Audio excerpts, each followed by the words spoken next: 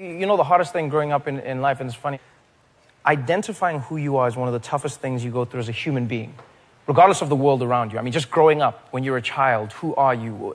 You know, how do you see your gender? How do you see your personality? How do you see everything you are as a human being? And now compound that with a state that has defined you in a way that doesn't match with the world you're exploring. I lived in a world where the only people I saw were black around me. And because I don't walk around with a mirror, I only saw myself as the people around me. That was the mirror for my world. And then... So you didn't see yourself as a light-skinned No, I just saw myself as somebody... I was Trevor. Yeah. That's all I knew myself as. And in the family, no one said, come here, light-skinned kid. They were like, it's Trevor. You know?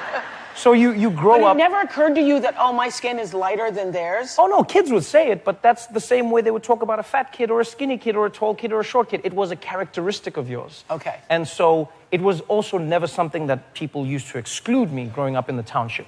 That was the fun thing, is we grew up in the hood, and kids would tease you about what you had, and in a weird way, it was them going, we recognize you, we see you. Okay. And now let's play together. Uh-huh. And so for the first time, I was lucky when apartheid ended, my mother got a bursary for me to go to a private school.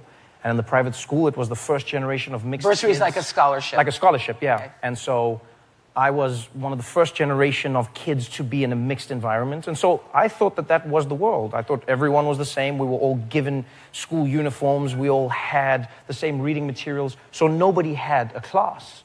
Everyone was this your first time around white people?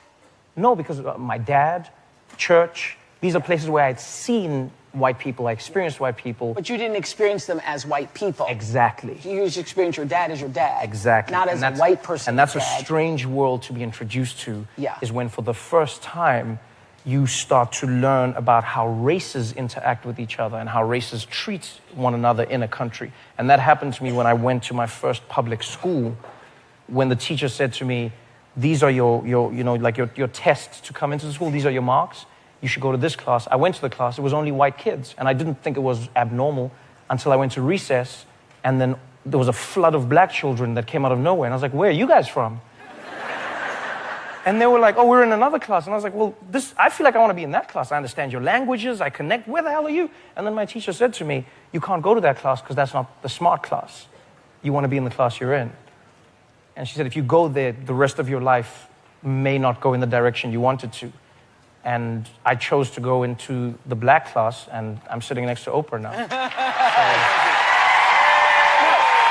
have your own Daily Show.